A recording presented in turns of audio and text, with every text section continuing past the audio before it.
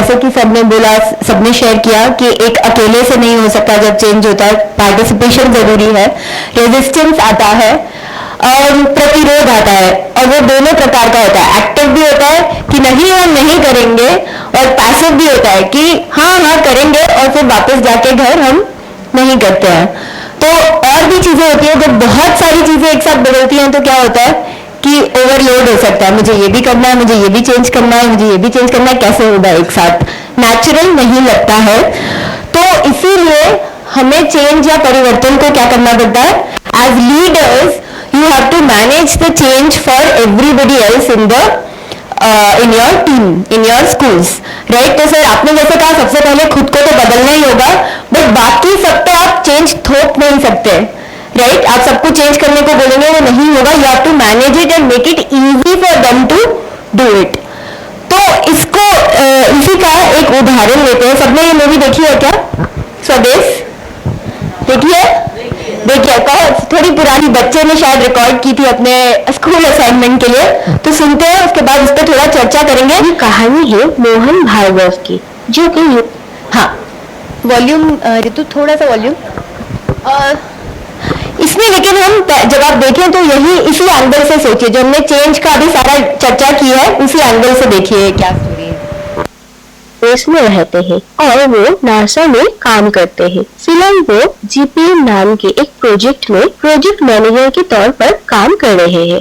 Mohan US में अपनी पढ़ाई के लिए आए थे, लेकिन इंडिया में अपने पेरेंट्स की एक कार एक्सीडेंट में मौत होने के बाद मोहन परमानेंटली यूएस में ही रहने लगे। लेकिन मोहन को अभी भी अपनी नैनी कावेरी अम्मा की काफी याद आती है। बचपन में कावेरी अम्मा मोहन की ध्यान रखा करती थी, और मोहन के पेरेंट्स की डेथ के बाद मोहन जब यूएस वापस लौट आता है तब कावेरी अम्मा किसी ओल्ड एज होम में जाकर रहने लगती है। मोहन और कावेरी अम्मा एक दूसरे को चिट्ठियां लिखा करते थे, लेकिन धीरे धीरे उन लोगों का कांटेक्ट भी खत्म हो गया और धीरे धीरे मोहन अपनी लाइफ में बिजी हो गया, और अब मोहन को उनकी काफी याद आती है और उसे ये बात परेशान करती है कि आखिर वो कैसी होंगी। और मोहन ये तय करता है कि वो दिल्ली जाकर कावेरी अम्मा को यूएस अपने पास लेकर आएगा। और मोहन की प्रोजेक्ट के फेज 1 के सक्सेस के बाद वो कुछ हफ्तों की छुट्टी लेकर इंडिया आता है, और इंडिया में मोहन अपने एक पुराने फ्रेंड के साथ रहता है। उसके बाद मोहन सबसे पहले उसी ओल्ड एज होम में जाता है जहाँ पर कावेरी अम्मा रहती थी, लेकिन बाहर जाकर मोहन को पता चलता है कि 1 साल पहले कोई कावेरी अम्मा को यहाँ से लेकर गया है, और वो अब चरणपुर में है। चरणपुर उत्तर प्रदेश का एक गांव है, और मोहन तय करता है कि वो कावेरी अम्मा से मिलने के लिए चरणपुर जाएगा, और क्योंकि उसे लगता है कि गांव में उसे सारी फैसिलिटीज मिलेंगी या नहीं, और वो इस बात का रिस्क नहीं लेना चाहता है, इसीलिए वो अपने फ्रेंड की मदद से एक आरवी बुक करवाता है, और वो उस आरवी को लेकर ही चरणपुर के लिए निकल पड़ता है। उसके बाद मोहन चरणपुर पहुंचता है, और इतने सालों बाद कावेरी अम्मा और मोहन एक दूसरे को देखकर बहुत खुश हो जाते हैं। उसके बाद मोहन को कावेरी अम्मा से पता चलता है कि उन्हें चरणपुर गीता नाम की एक लड़की लेकर आई है। गीता और मोहन बचपन के दोस्त थे, और वो बचपन में गीता को गितली कहकर बुलाता था, और गीता के माता पिता के मरने के बाद वो कावेरी अम्मा को ओल्ड एज होम से अपने घर लेकर आई है, ताकि वो और उसका छोटा भाई कावेरी अम्मा के साथ रह सके। गीता ने दिल्ली से पढ़ाई की है, और अब वो चरणपुर में अपने पिता के स्कूल को चलाती है, और वो यहाँ के छोटे छोटे बच्चों को पढ़ाकर उनकी जिंदगी को और भी बेहतर बनाने की कोशिश कर रही है। मोहन कावेरी अम्मा को यूएस लेकर जाने के लिए आया है, और इस वजह से गीता मोहन को बिल्कुल भी पसंद नहीं करती है। लेकिन मोहन गांव में आकर देखता है कि यहाँ पर जात पात और धर्म को लेकर पूरा गांव बटा हुआ है, और जिसकी वजह से गांव की कोई भी तरक्की भी नहीं हो पा रही है, और नीची जात के लोगों के बच्चे गीता के स्कूल में पढ़ने भी नहीं आते हैं। लेकिन गीता चाहती है कि गांव के सारे बच्चे उसके स्कूल में आए और वो अपने स्कूल को और भी ज्यादा बड़ा बनाए। लेकिन गांव के बड़े बुजुर्ग और पंचायत के लोग छोटी जाति के लोगों को अपने साथ रखना नहीं चाहती है।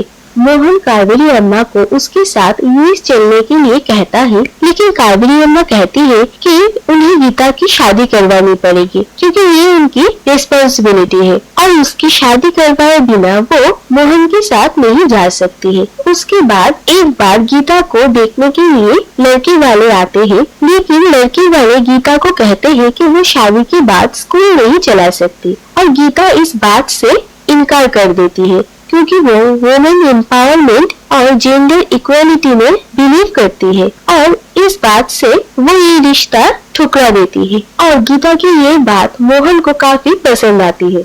उसके बाद मोहन गीता के स्कूल को और भी बेहतर बनाने में उसकी हेल्प करना चाहता है और फिर वो गांव के छोटे छोटे घराने के लोगों के पास जाता है और उन्हें पढ़ने लिखने के महत्व के बारे में समझाता है और वो गांव के सरपंच और ऊंची जाति के लोगों को भी ये समझाने की कोशिश करता है कि ये जात पात और भेदभाव की वजह से गांव बेहतर नहीं बन पा रहा है और अब वक्त आ गया है कि इन सारी प्रथाओं को पीछे छोड़कर सब एकजुट होकर गांव की तरक्की करें। गांव में आकर मोहन गांव के पोस्ट मास्टर निवरण और एक नीची जाति के आदमी मेलाराम के साथ दोस्ती करता है और वो अपने इस काम में उन दोनों को भी अपने साथ पाता है। मोहन के समझाने से गांव वाले थोड़ा समझते हैं और फिर कुछ लोग जो कि अपने बच्चों को पढ़ने नहीं देना चाहते थे वो गीता के स्कूल में अपने बच्चों के दाखिला के लिए आते हैं। मोहन गांव में दादाजी नाम के एक बुजुर्ग इंसान से मिलते हैं जो कि गांव में सबसे बड़े हैं और वो मोहन को बहुत पसंद करते हैं। इसी बीच गीता मोहन को ये कहती है कि उसे ये बात बिल्कुल भी पसंद नहीं है कि वो कावेरी अम्मा को उसके साथ यूएस लेकर जाना चाहता है और इस बात से उन दोनों में थोड़ा अनबन हो जाता है, लेकिन फिर धीरे धीरे सब कुछ ठीक होने लगता है और मोहन और गीता एक दूसरे को पसंद करने लगते हैं। इसी बीच कावेरी अम्मा एक दिन मोहन को कहती है कि पास कोड़ी नाम के एक गांव है जहाँ पर गीता के पुश्तैनी एक जमीन है और उस जमीन को हरिदास नाम के एक आदमी ने किराए पर लेकर रखा है, लेकिन वो पिछले कुछ महीनों से गीता का किराया नहीं दे रहा है और कावेरी अम्मा मोहन को कहती है कि वो जाकर हरिदास से गीता का किराया वसूल कर लेकर आए और मोहन मीनाराम को लेकर कोड़ी गांव के लिए निकल पड़ता है और कोड़ी पहुंचकर मोहन हरिदास से मिलता है और उससे मोहन को पता चलता है कि हरिदास पेशे से बुनाई था, लेकिन नए नए मशीन्स के आने की वजह से उसका काम अब नहीं रहा और इसीलिए वो गीता का जमीन किराए पर लेकर वहाँ पर खेती बाड़ी करने का काम करना चाहता था, लेकिन एक बुनाई करने वाले का खेती बाड़ी करना गाँव वालों को बिल्कुल भी पसंद नहीं आता है। इसीलिए उसके खेत की फसलों के लिए उसे पानी भी नहीं मिलता है और उसके सारे फसल खराब हो जाते हैं और जो बचते हैं वो कोई भी खरीदना नहीं चाहता है और अब उसका वक्त बहुत बुरा जा रहा है और इसी वजह से वो गीता का किराया भी नहीं दे पा रहा है। हरिदास की ये बात सुनकर मोहन को बहुत बुरा लगता है और वो उससे किराया लेने की जगह उसे कुछ पैसा देकर आता है और कोड़ी जाते आते वक्त मोहन को रास्ते में ये महसूस होता है कि कोड़ी गांव की तरह ही इंडिया के बहुत सारे गांव की यही हालत है। उसके बाद मोहन भारी मन से चरणपुर वापस लौटता है। मोहन ने चरणपुर में आने के बाद ही ये नोटिस किया है कि चरणपुर में बिजली की काफी प्रॉब्लम है। यहाँ पर बिजली तो है लेकिन ज्यादा देर रहती नहीं है और मोहन तय करता है कि वो वापस यूएस जाने से पहले चरणपुर के लिए कुछ कर जाएगा और फिर वो अपनी छुट्टी 3 हफ्ते और बढ़ाता है और वो तय करता है कि पास के ही वाटर सोर्स की मदद से वो एक छोटा हाइड्रो इलेक्ट्रिक पावर जनरेशन बनाएगा जिसकी मदद से गांव में हमेशा बिजली रहे। उसके बाद मोहन अपने ही पैसों से सारी जरूरत के सामान मंगवाता है और गांव के ही कुछ मजदूरों को साथ में लेकर अपना काम शुरू करता है और बहुत मेहनतों के बाद मोहन अपने काम में कामयाब होता है और गांव में बिजली की प्रॉब्लम दूर हो जाती है और इस बात से सारे गांव वाले बहुत खुश हो जाते हैं और उसके बाद दादाजी की तबीयत खराब हो जाती।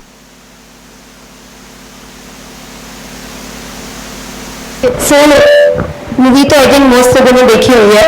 रिफ्रेश कराना चाहते थे कि क्या क्या मेन इंसिडेंट्स क्या क्या मूवी में। तो इस पे थोड़ा सा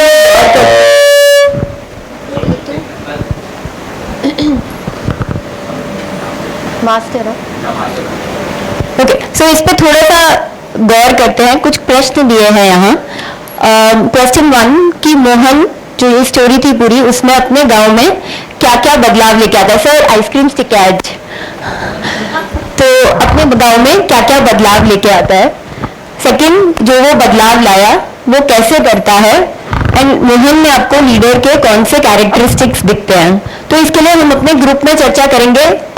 मॉडरेटर्स और नोट टेकर्स, नोट्स की जरूरी नहीं है इसमें, मॉडरेटर्स तैयार हैं, ठीक है। तो ग्रुप में हम डिस्कशन करेंगे इस पे कि ये जो हमारे क्वेश्चंस हैं क्या चेंज लाया, कैसे लाया और लीडर के क्या कैरेक्टरिस्टिक्स थे उसमें। Thank you.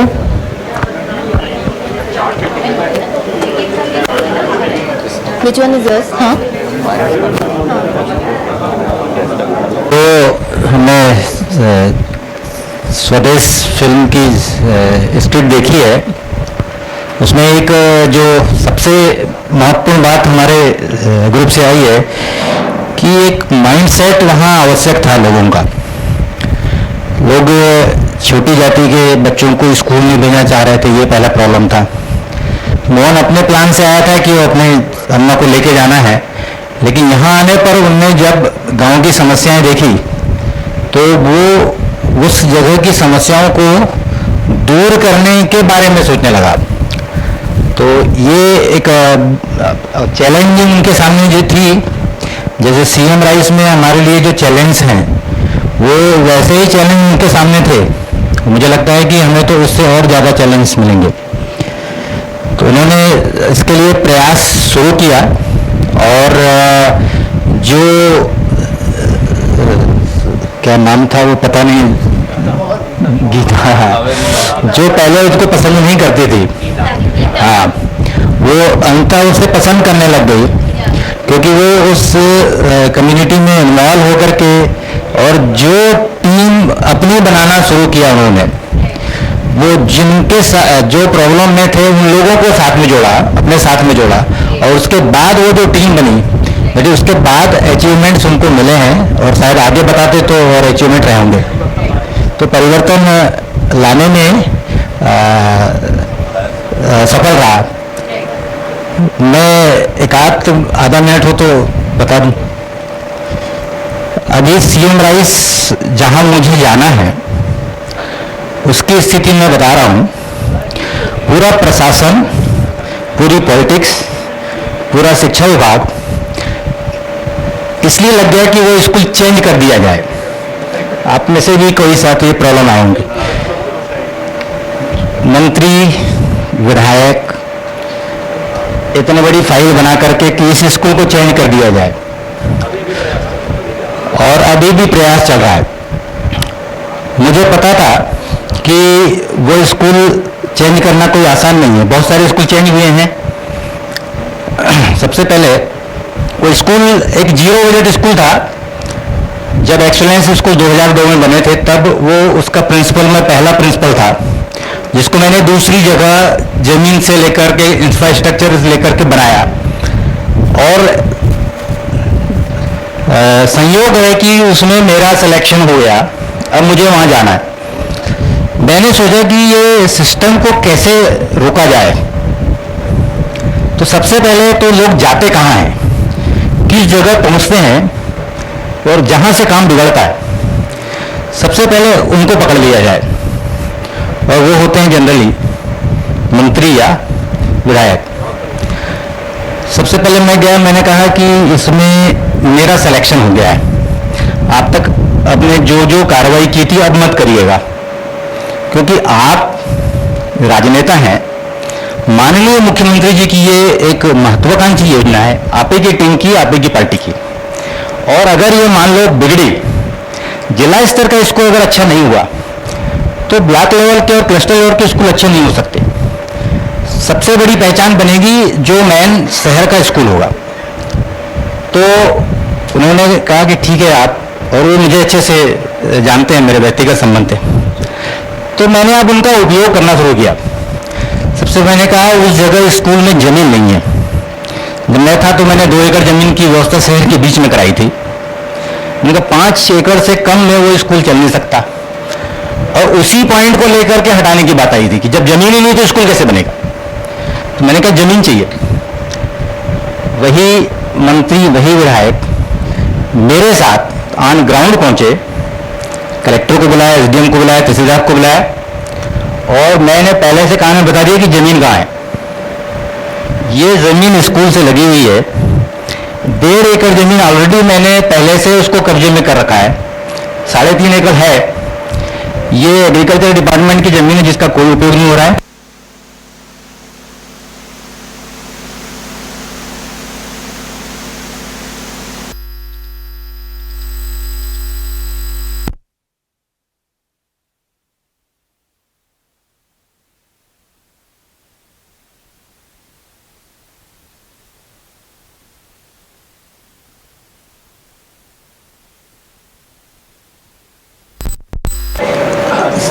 मैं आपको बताना चाहता हूं कि जो व्यक्ति उसको हटाना चाह रहे थे उसको वहीं उन्होंने डिसाइड किया कि यहीं रहेगा, और नियरली 7 एकड़ जमीन उसी के अराउंड अरेंज कर दी, उसको ऑर्डर भी कर दी। तो उसके लिए थोड़ा सा हमको सोचना पड़ेगा कि एक्चुअल में किसको पकड़ना चाहिए और कौन कर सकता है। सबसे पहले जो समस्या पैदा करता है उसी को पकड़िए। और हाँ, और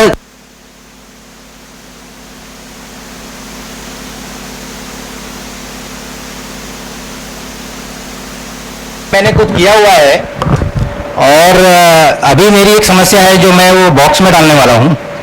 उस बॉक्स में जो भी लेटर मैं डालूंगा उसको आप सही जगह पहुंचा दीजिएगा। वो है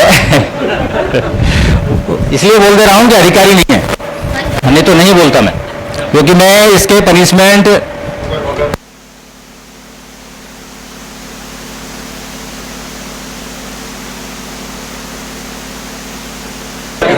हो जाता है।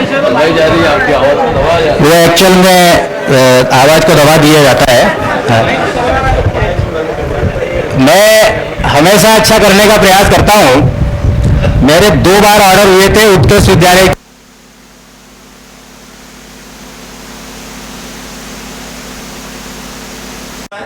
2 स्कूल को दिए गए। मेरे ख्याल से आप बालाघाट में यहाँ से पूछ के देखें, बालाघाट जिले के 2 स्कूल, अच्छे स्कूल जो पहले पूरी हालत में नहीं थे, वो कैसे बने हैं।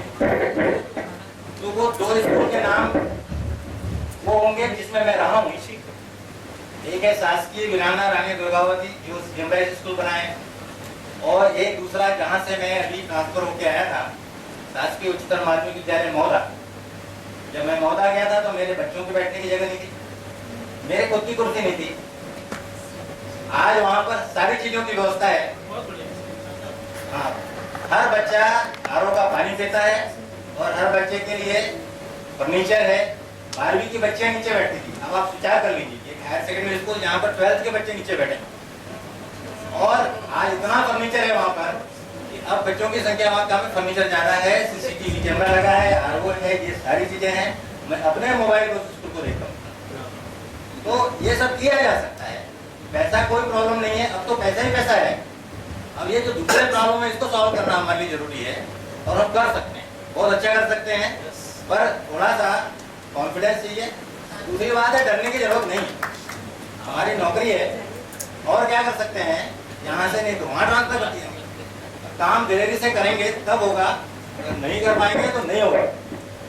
अभी मेरे जिला शिक्षा अधिकारी को मैंने कहा कि भाई इस स्कूल को आप जिसको संलग्न किया है, निर्देश है आपके पास, 11 मार्च का लेटर है किसी के पास, कि स्कूल ऐसा होगा जो संलग्नीकृत होगा वो पास का होना चाहिए और अधिक संख्या का होना चाहिए। मेरे लिए स्कूल की व्यवस्था की गई है दूर का और सबसे कम संख्या। मैं उस स्कूल को कैसे चालू करूंगा? वो स्कूल ऐसी जगह है जहाँ पर ताकि चलती थी, लोग वहाँ सामने टॉयलेट करते थे, इस कारण सिंगल एडमिशन वहाँ कोई कराना चाहता नहीं। अगर किसी स्कूल में ही अगर मान लो बच्चे को पेरेंट नहीं डालना चाहता और आप उसको सीएम राइट से जोड़ देंगे तो प्राचार्य क्या कर लेगा भाई? तो चर्चा नहीं, मैं ऑप्शन में डालूंगा मैडम तो आप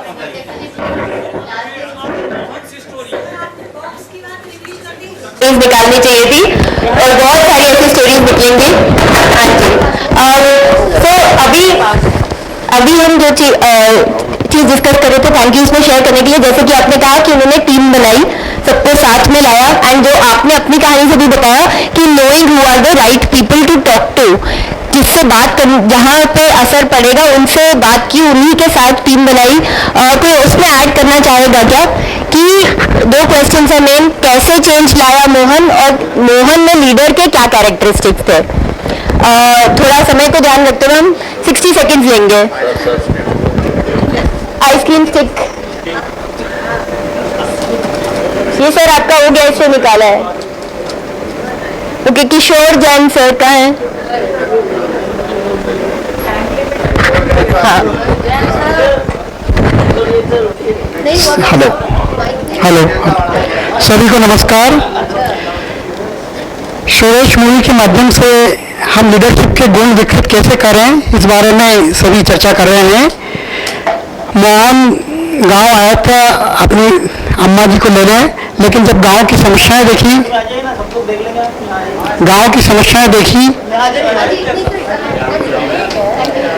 और किस प्रकार से बदलाव का विचार किया उसने, तो सबसे पहले उसने जो समस्याएं क्या थी उस पर मंथन किया और गांव के बुजुर्ग लोगों से चर्चा की और उनका समर्थन लिया।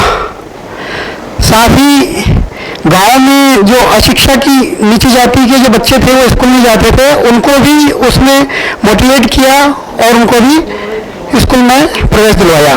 और जो स्कूल चला रही थी गीता, उसकी भी समस्याएं समझी और उनको भी उसने हल करने का प्रयास किया।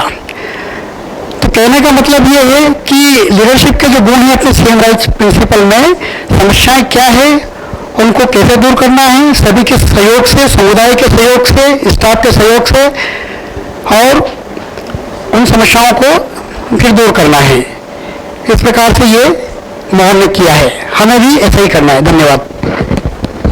Thank you so much for sharing sir. समस्याओं को पहले समझना है, उसने भी समझा और उसके बाद एक प्लान बनाया एक तरीके से उसने, और सबको एक साथ मिला के। मैंने यहाँ इस टेबल पे एक इंटरेस्टिंग थॉट सुना था, तो मैं इधर किसी को आमंत्रित करना चाहूँगी। Thank you ma'am, good morning everyone. मुझे ऐसा लगता है कि किसी भी परिवर्तन के लिए कोई बहुत बड़ा ड्राइविंग फोर्स होना चाहिए सबसे पहले, और वो ड्राइविंग फोर्स उसे लगातार चेंज के लिए मोटिवेटेड रखता है। जैसे मोहन कावेरी अम्मा को लेने के लिए आया था, उसके पेरेंट्स नहीं थे, कावेरी अम्मा के साथ उसका बचपन बीता था, तो यूएस से आने के बाद वो अपने आपको इंडिया में कनेक्टेड फील करना चाहता था। कावेरी अम्मा उसके लिए एक बहुत बड़ा ड्राइविंग फोर्स थी, जिनको ले जाने के लिए जितने भी हर्डल्स थे वो उसे क्रॉस करना चाहता था। जैसे गीता की शादी नहीं होगी तो कावेरी अम्मा नहीं जाएंगी, इसीलिए वो गीता की शादी कराने के लिए उसके प्रॉब्लम सॉल्व करना चाहता था। तो जब कोई बहुत बड़ा ड्राइविंग फोर्स होगा तो हम लगातार मोटिवेटेड रहेंगे और फिर हम टीम वर्क करेंगे, उन परिस्थितियों से अपने आप को कनेक्ट करेंगे। जैसे वो जब गीता के लिए जमीन का किराया लेने जाता है, तब वो देखता है कि सामने वाला इस लायक ही नहीं है कि वो किराया दे सके और उसके पास बहुत सारी प्रॉब्लम्स हैं। तब फिर वो उन प्रॉब्लम्स को फेस करता है, उन्हें सॉल्व करने की कोशिश करता है। तो जब हम किसी जर्नी पर निकलते हैं तब हमें उस रास्ते में आने वाली सारी कठिनाइयों के बारे में पता चलता है और तब हम उन कठिनाइयों को सॉल्व करने के रास्ते ढूंढते हैं। तो लगातार कोई मोटिवेशन अगर हमारे पीछे रहेगा, हम अपने आप को मोटिवेटेड रख पाएंगे, तो डेफिनेटली हम अपनी टीम को भी मोटिवेटेड रख पाएंगे और सारी हर्डल्स को हम क्रॉस कर पाएंगे। Just one follow up question. तो मैम ने बात की एक सेल्फ इंटरेस्ट, एक पर्सनल ड्राइविंग फोर्स होने की, तो आप लोगों का पर्सनल ड्राइविंग फोर्स क्या है? हाँ जी। तो उसमें वो जो पात्र जो आपने फिल्मों का फिल्म बताया हुआ है जी सर, तो उसमें वो कंफर्ट जोन से अपने बाहर निकला है। कंफर्ट जोन एक शब्द आता है, वो कंफर्ट जोन से बाहर निकलता है। उसके बाद दूसरा शब्द आया उनमें driving force, comfort zone, driving force and dedication इस फिल्म में मिलता है। तो ये 3 शब्द है, बाकी लोगों ने बहुत परिस्थिति बता दी है। एक और मुझे कहना है, जो पीपल्स ग्रुप है आपका टाइप जो आप जो लोग कर रहे हैं, तो इसमें मध्य प्रदेश के संदर्भ के एग्जाम्पल सेट किए जाए, उसकी फिल्मों को भी दिखाया जाए उस दृश्य को, तो और निकटता क्लोज आएंगे, मतलब उससे संदर्भ हो जाएंगे, ये थोड़े से हो जाते हैं। ये मेरा सुझाव, पर्सनल ओपिनियन है, आपको हो सकता है। Got it sir, thank you everyone. काफी सारी चीजें ऋतु जी ने लिखी है यहाँ पे कि चेंज लाने के लिए क्या क्या करना होता है। एक इनर्शिया आता है, उसको हटाना पड़ता है, कलेक्टिव एफर्ट्स, एक टीम बनाना पड़ता है, मॉडल करना पड़ता है। वहाँ पे कोई टीम में डिस्कस कर रहा था कि जिस तरह उसने टीम बनाने में ध्यान रखा कि मैं एग्जाम्पल सेट करूँ सभी के लिए, उसके बाद विलेज वाले चेंज होंगे, माइंडसेट चेंज करना पड़ता है, कंफर्ट जोन से बाहर निकलना पड़ता है। तो अब ऐसा करते हैं, स्कूल चलते हैं, स्कूल की एक सिचुएशन लेते हैं और वहाँ पे सोचते हैं कि हम बदलाव कैसे लाएंगे। एक सिचुएशन लेते हैं, आप चाहते हैं कि आपकी क्लास के शिक्षक सारे लेसन प्लान्स जब बना रहे हैं तो एक विजुअल चार्ट्स लगाना शुरू कर दें स्कूल में, क्लास में, राइट। तो आप अभी नहीं लगाते शायद, पता नहीं, बट विजुअल चार्ट्स बनाएं और उनको यूज करें पाठ पढ़ाने के दौरान। तो इस प्रोसेस, इसको स्टार्ट करने के लिए आप स्कूल में क्या करेंगे, इसके लिए पार्टनर टॉक करते हैं, अपने अपने पार्टनर्स के साथ 1 मिनट के लिए चर्चा करते हैं और फिर कुछ रिस्पॉन्सेज लेंगे। इस तरह के हम चार्ट्स कलेक्ट करेंगे और उनके रेफरेंस को जोड़ेंगे। नहीं सर, आप सोच लीजिए अपने पार्टनर के साथ करना क्या है। अच्छा अनिता मैम, हाँ, बिल्कुल बिल्कुल। तो हम लोग ठीक है, गॉट इट। कि मैं अपने प्राचार्य कक्ष में अपने पूरे स्टाफ के लोगों की जानकारी और उनका टाइम टेबल, बर्थडेज वगैरह ऐसे चार्ट बना करके लगाऊंगी। जब वो मेरे रूम में आएंगे तो देखेंगे कि सारी जानकारी यहाँ लगी हुई है, कोई भी चीज मैडम के उससे मिस नहीं हो रहा है। और फिर धीरे से मैं उनको बोलूंगी, देखिए मैडम इसका कितना अच्छा इफेक्ट होता है। इसी प्रकार से आप यदि क्लास में बच्चों को पढ़ाने जा रहे हैं, जो टॉपिक आप पढ़ाने जा रहे हैं, जो लेसन जो आप पढ़ाने जा रहे हैं, उस लेसन का यदि एक विजुअल चार्ट आप बनाएं तो निश्चित रूप से ये चार्ट आपको टीचिंग के दौरान तो मदद करेगा ही करेगा। इसके अलावा वो चार्ट जब आप लगाएंगे तो बच्चे भी उसको बहुत अच्छे से देखेंगे, सीखेंगे, और वो चार्ट, वो टॉपिक पढ़ाई होने के बाद में वो चार्ट आप वहां पर लगाएं और बच्चों को भी आप बोलें कि आप भी इस प्रकार के चार्ट बना करके लाएं। जैसा कि मैंने दिल्ली स्कूल के बारे में कल बताया था कि जब वो टीचर पढ़ा रहा था तो प्रत्येक बच्चे के पास में वो एक फ्लो चार्ट बना हुआ था और उसका एक बहुत अच्छा इफेक्ट वहां मैंने देखा था। और ये बात तो अभी आई है, और सबसे पहले मैं अपने इस ग्रामीण क्षेत्र के स्कूल में जाकर के जो पहली बात मैंने शिक्षकों को मीटिंग लेके बताई थी वो यही बताई थी कि जो भी लेसन आप पढ़ाएंगे उसका आप एक विजुअल चार्ट जरूर बनाएं और बच्चों को भी इसके लिए प्रेरित करें। Thank you. Thank you ma'am. तो 2-3 बहुत इंटरेस्टिंग चीजें आई। वन कि हेमलता मैम, जैसे आपने कहा कि आप उन्हें पढ़ाएंगे एटलीस्ट, राइट, तो आप वहां पे आप ही चार्ट्स लगाएंगे जब, तो एक तो आपकी क्लास बेटर होगी, साथ ही साथ you will be able to communicate the purpose better, tell them how to do it better. आपको ही देख के टीचर्स बाकी प्रेरित होंगे। सॉरी क्या करेंगे आप, और क्या करेंगे मॉडलिंग करने के अलावा, कम्युनिकेट करने के अलावा? अच्छा, ये अपने विजुअल चार्ट्स बनाने में जो है, सबसे पहले तो प्रिंसिपल जो है सभी टीचर्स को खुद ही एक विजुअल चार्ट्स, एक लेसन का विजुअल चार्ट्स बनाकर प्रस्तुत करेगा कि आपको ऐसे करना है। नंबर दूसरा ये है कि सभी टीचर्स को प्रेरित करेगा और प्रेरित करने के बाद उनके लेसन प्लान के अनुसार उन्होंने बनाया है कि नहीं बनाया वो भी उसकी मॉनिटरिंग करेंगे। और विजुअल चार्ट्स को भी इस तरह से बनाएंगे कि पहले हम पूरे लेसन का एक फ्लो चार्ट बनाएं। फ्लो चार्ट बनाने के बाद उसमें जो कठिन अवधारणाएं हैं उन कठिन अवधारणाओं में कौन कौन सी उन कठिन अवधारणाओं समझाने के लिए हम कौन कौन से उसमें फिगर ले सकते हैं, उन फिगर्स को लें और उसमें सजेस्टिव लिंक्स भी लिख दें कि बच्चे को अगर इसके बारे में और भी ज़्यादा कहीं से पढ़ना है तो हम संदर्भ ग्रंथ के रूप में गूगल के कुछ इसमें लिंक दे दें या अन्य बुक्स के भी इसमें लिंक्स दे दें ताकि बच्चे को समझ में आ जाए कि इसको पढ़ना है। जब वो टीचर जब ये क्लास में शो बताए तो एक्टिविटी के रूप में भी उसमें लिखे कि आप जो है क्लास के दौरान जब भी पुनरावृत्ति करें अपने लेसन की तो आपको क्या क्या एक्टिविटी उसमें करानी है, उसमें भी वो विजुअल चार्ट जो है बच्चों से बनवाए। तो इंटरेस्टिंग, दो बहुत इंटरेस्टिंग पॉइंट्स थे सर। वन, आप मॉनिटरिंग करेंगे, सिर्फ ऐसे ही छोड़ नहीं देंगे, और पहले आपने सॉरी से पहले बोला कि ट्रेनिंग करेंगे, वो समझाएंगे। हाँ जी सर, एक मिनट, मैम ने पहले बोला था ये क्योंकि मैं अपने स्कूल में जरूर करती हूँ, किसी भी स्कूल में जाऊँ, क्लास 1 to 10, क्योंकि हमारा स्कूल 1 to 12 या 10 रहेगा, तो सबसे अच्छा तरीका है टीचर की। ये जो चेंज आएगा पूरा 3 दिन मुझे चाहिए।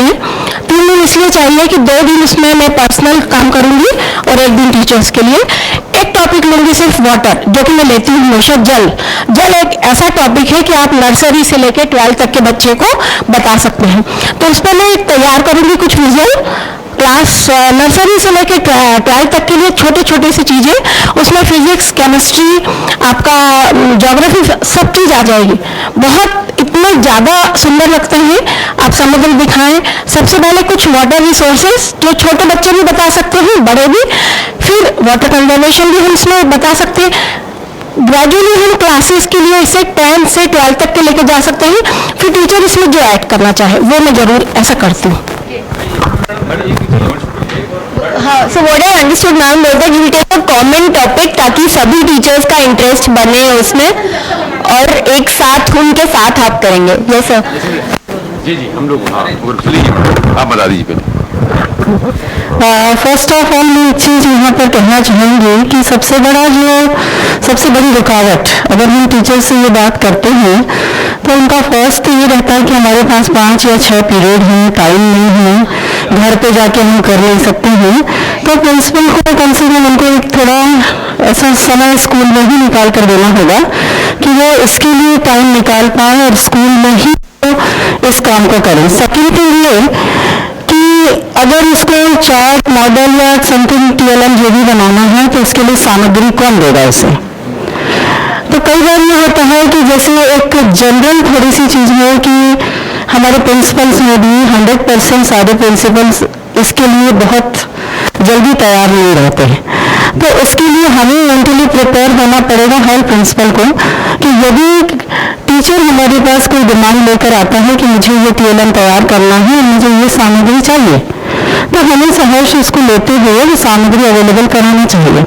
क्योंकि यदि हम चाहें कि वो टीचर खुद अपने पैसों से बनाकर TLM ले आए तो शायद वो 1 या 2 बार ही ऐसा करेगा और उसके बाद वो बंद कर देगा करना। तो ये व्यवस्था भी हमें स्कूल की तरफ से करना चाहिए।